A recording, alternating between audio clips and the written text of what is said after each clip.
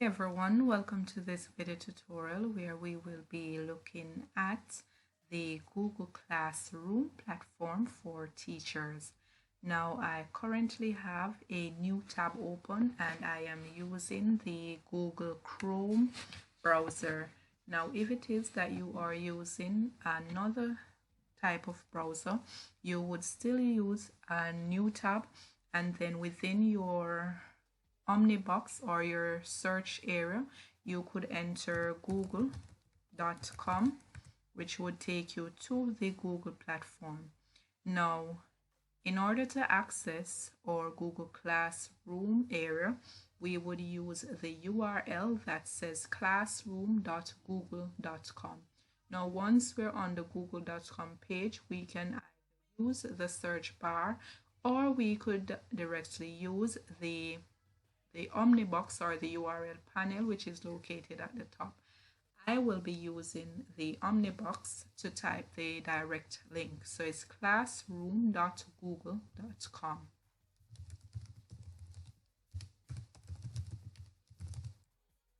Once that has been entered, it will take us to a page that has two main options in the center of that selection, and it's to get a G Suite for free or to go to Classroom.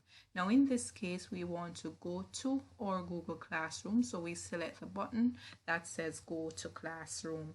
This will take us to a sign-in page, which will require from us our email address. Now I will go ahead and insert my email address. Once that is completed, I will select the option that says next. This will take us to our password page, and then we will be able to enter same. Once completed, we select next, and then we will be redirected to the Google Classroom default or entrance page. Now there are some instances where we will receive two card pop-ups before we are able to see this area, and one on the left would say I'm a student, the one on the right would indicate I'm in that case, you would select the option that says I'm a teacher, and then from there we would be able to access this page. Now once we're on this page, we will be able to create a class or to join a class. Now as a teacher, we would select the option that says to create a class. So using the plus icon, which is located at the top right, we click on that and then we select the one that says create class. Once selected, we receive our pop-up box, which indicates the create class option, and this will allow us to enter a class name, a section name, subject, as well as room. So we will go ahead and fill those out.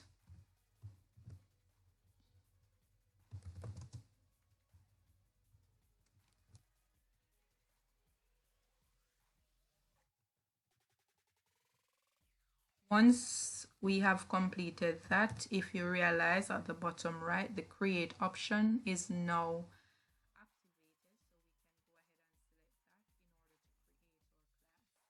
once that option has been created, we will be directed to our default page within the classroom, which is the stream. Stream page is the location where your students are able to see recent postings or upcoming assignments that the teacher would have provided for a number of time or for a particular time. Now, the area that we want to move to is our class or setting area, and in the setting area as a teacher we can make the different adjustments that needs to be made in order to facilitate our students. Now to do this, we will select the gear icon, which is at our far right, and once selected we will receive our pop-up screen which has our class settings. Again, we have completed our class details section, so the next section would be the general area. In the general area is where we have our class invitation codes and invitation link, as well as the stream sub area and the meet sub area. Now for the invite code area, we are able to make the selection to say whether or not we want to enable students to use the invite code, or we can go ahead and disable or reset the code that is currently there. So pay close attention if you realize that the class code is currently UK66J3K, and if I select the option that says reset, then it will change the code to a different option. Now, the invite link, we can go ahead and select the copy just in case we want to share this in a group or through email with the students. We could use a link if we don't want to use the class code only. The next area that we would like to focus on as well is the stream area. Now for the stream area, we have options where we can allow our students to make posts and comment. If it is as a teacher, we only want the students to make a comment, then we can select that option. If it is that only teachers can post or comment, then we could also select that based on the preference of the teacher. For the classwork on stream, there are also options there. So it says to show condensed notifications, to show attachment and details, or to hide notifications. So again, these are based on the requirements or the liking of the teacher. Our next area is they have an area that says to show deleted items. If it is that you want to show the items that have been deleted from the stream area, then you could go ahead and make the adjustments to that. In the Meet area, so we currently have a Meet area for our G Suite account, and this would make it easier for our students to access the Google Meet link without having to send them to a different location. They can just make the selection from the classroom stream banner section whenever the link is required by the teacher for a specific class. So in order to generate our Meet link, we select the option that says generate Meet link, and what this does is to provide a link to that the students can click whenever the teacher requires them to enter a Google Meet with this. Again, similar to the class code, the teacher can make copies or they can reset the Meet link that is being displayed. Now, for the grading section, we have two types of grading that can be used. So we have a weighted grading or we have a total points. Now our total points is based on the amount of marks that the teacher would like to give the students, and that is, if it's 50% or out of 50, that's exactly what it is marked out of. Where the weighted by category is concerned, that one is a little bit different in the sense that for this it accumulates the 100% and then it breaks down based on how the teacher would have the students make submission. So let's say we add a category called test, and then the percentage for test 1 would maybe be 20%. So that is already 20% out of the overall 100%. And let's say test 2, that another 20%. And just seeing that it is an example, we could add the third category, which would say final exam, and that would basically take up our final 60%. Now if you notice, once that has been selected, the remaining percentage is 0. Reason being is because we used all 100% to break down into different sections for the assignments that will be distributed to our students. And then once that has been completed and you want to make the save changes regarding every area for this, we will go ahead and select the option that says save.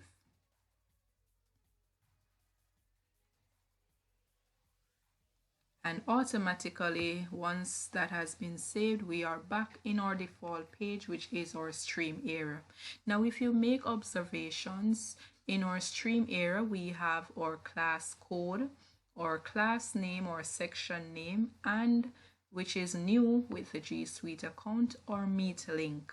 So once the students are logged into their account, they will be able to see the meet link directly on the banner section. Let's say as a teacher you want to make some changes to this section, which is our banner or header section.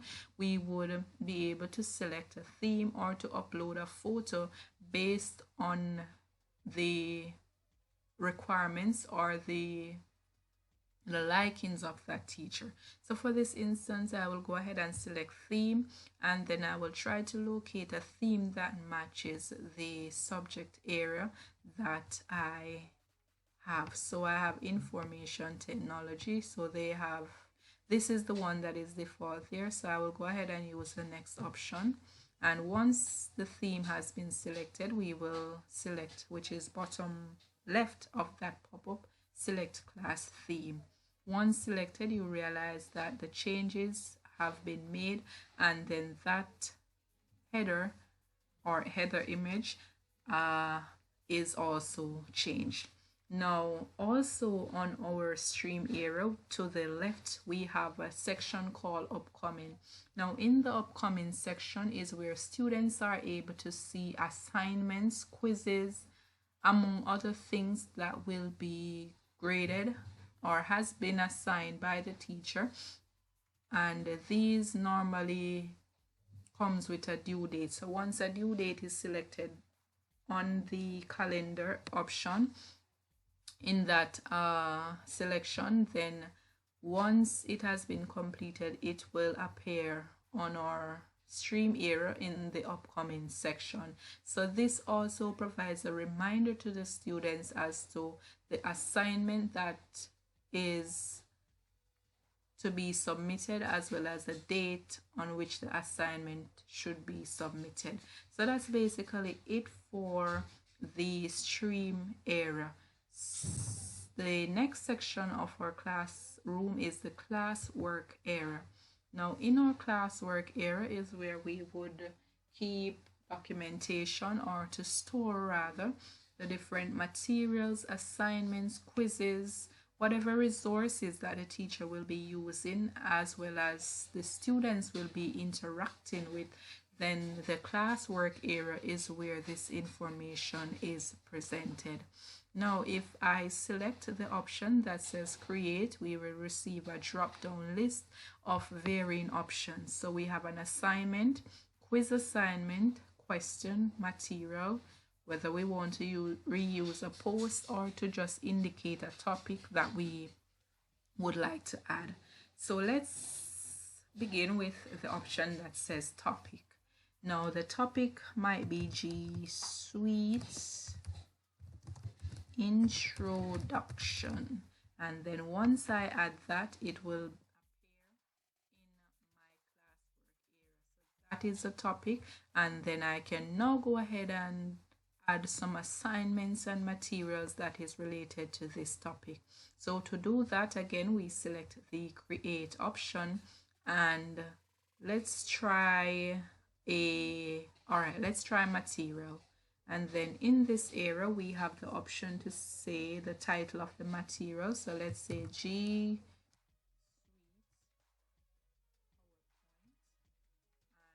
it's up to the teacher whether or not they want to add a description. So let's say please see attachment for G Suite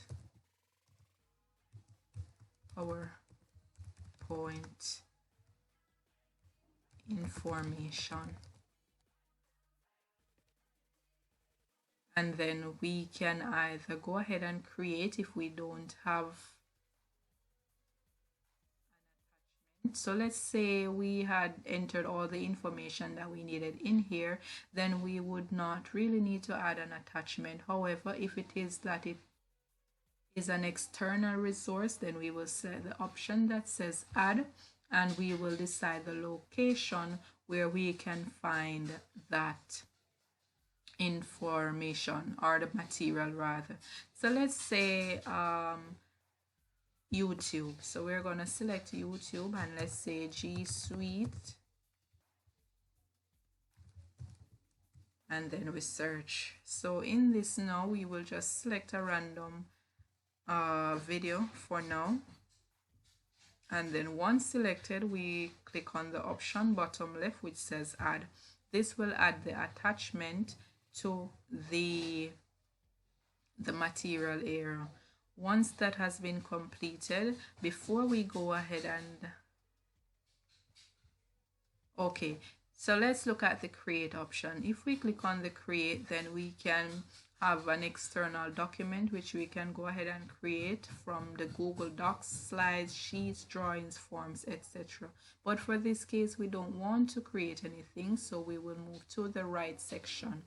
Now in the right section is where we identify who are the persons that will be able to see this material. Let's say it was okay, I currently have no students assigned, but if it was a group assignment and it was 5 students, then we could have made the selection from here by ticking the students who are a part of that group. So only those students would have been able to see that material. But in this case, we want all students, so we select the option that says all. And then the option that says topic, again, we created the topic earlier, so we click on that and we select the G Suite introduction. Once that has been completed, we can go ahead and select the post, which is top right.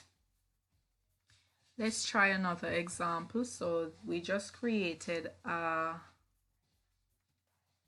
material which is for reading, so we can go ahead and try the assignment option.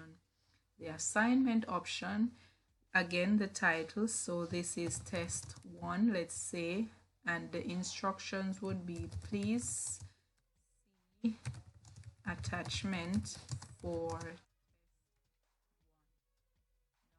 We can create or we can use the add attachment. Again, we will select the add, and this time I'm selecting a, let me check if we have anything in our Google Drive folder.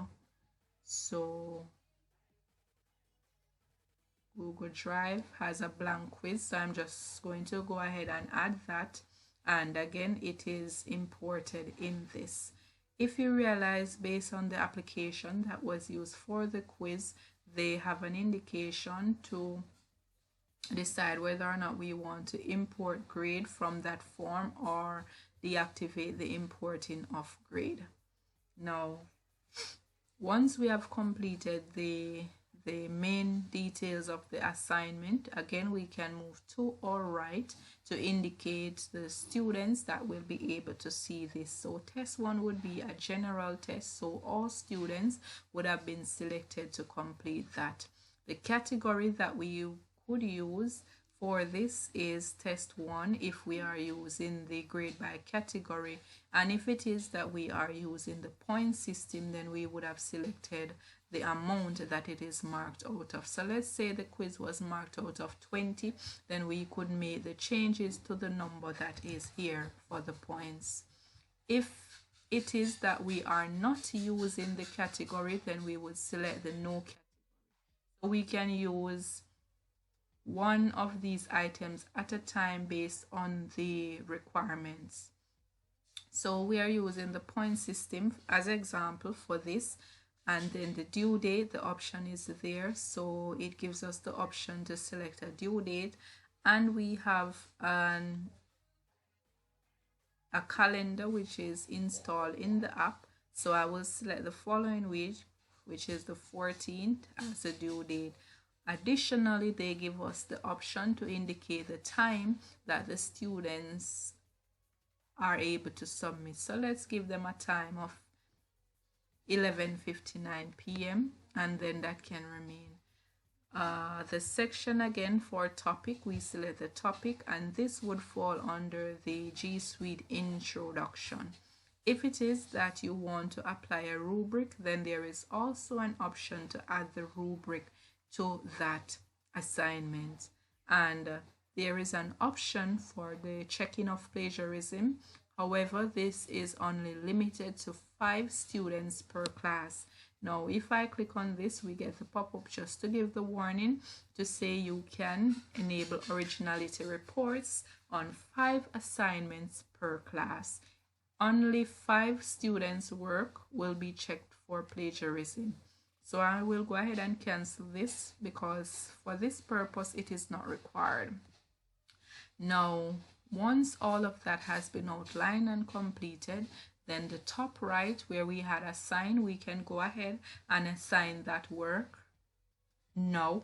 Or if we don't want to assign the work immediately, then we have the drop down arrow which is on the far right to give us additional options. So we can make a schedule to say which date we want this assignment to appear in the students' classwork area, or we can save it as a draft, seeing that we might have some additional information that we want to add.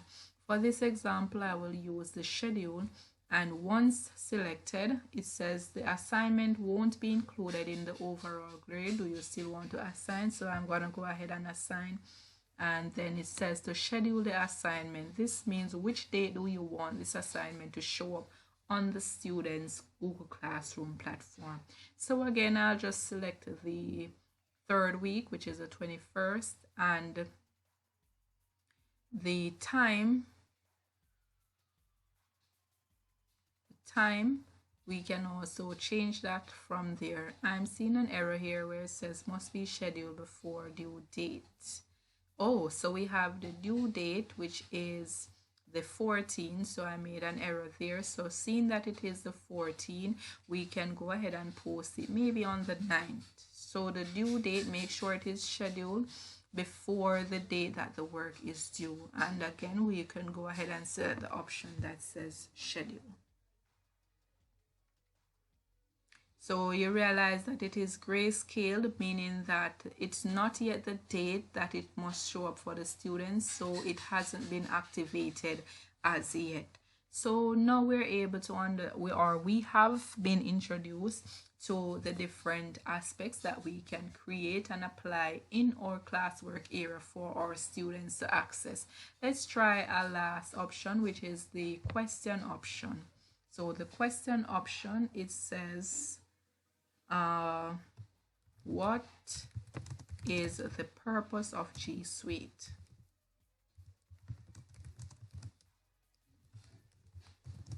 For education. Instructions, if you have any, or the add if you have attachments. And I will just go ahead and check the selection. So it can either be a short answer question or a multiple choice question. In this case, we leave it for a short answer. And again, to the right, we have our information, who is able to see this question, the grading scheme that is assigned. So the last time we used the point system, this time we can go ahead and use the category system. So the last time we assigned test 2 as 20%, so this question will be marked out of 20% based on the points that is assigned. So let's say the question is worth 10 marks. Again, you can apply a due date. So again, I will say maybe the 13 and a time optional, and that is attached, and the topic we'll just There are 2 options below to indicate students can reply to each other in regards to this question that was asked, or students can edit answers. So it is up to the teacher how they want the students to interact with this question here. And then from there, we can go ahead and select the option that says ask, which is to be posted and allow the students to answer as soon as they log into the classroom. Or again, we select the drop down arrow to the right of that and indicates to schedule later or to save as a draft. We did not use a the save draft, so we can go ahead and save it as a draft, meaning that we can come back later to make the adjustments to it and then post at a later date. So that basically gives an indication as to how our classwork area would appear. Now if I select the create option to create a second topic, so let's say section 2G Suite, and I create this or add this rather, then it gives us another topic area where we can have our subtopics appearing below that.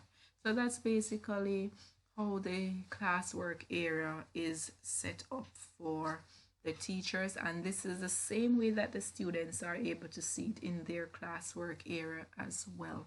Now our class drive folder just indicates that this is the area that we're able to see the work that our students have submitted that were assigned to them. And once we click on this, we're able to see who submitted what work, and this is the area that we can access that information from. Currently the folder would have nothing in it because there were no submissions by our students. In the People's section, we are able to see the teachers who are assigned to that class as well as the students who are members in the class. Now we currently have 2 students who are a part of this Google Classroom, and if it is that we want to add additional students, we can select the icon on the right that says invite students. Once selected, we receive our pop-up box to either select the invite link that we can send them on a next platform, or we can indicate their name or email address. Now I will go ahead and place an email address for one student, and once that has been entered, I can select the option that says invite now. This will pop up in the students area to say that the student has been invited to be a part of the class. So as you can see, it is there and it says that they have been invited. So once the students accept the invitation, then they will be activated within the class.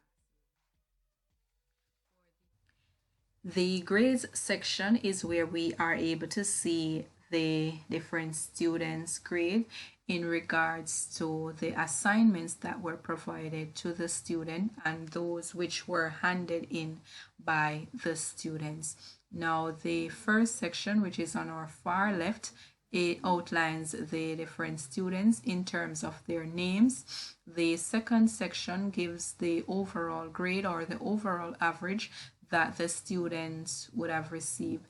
This area changes to a grade whenever there is more than one assignment. If it was one assignment, then there would be no grade.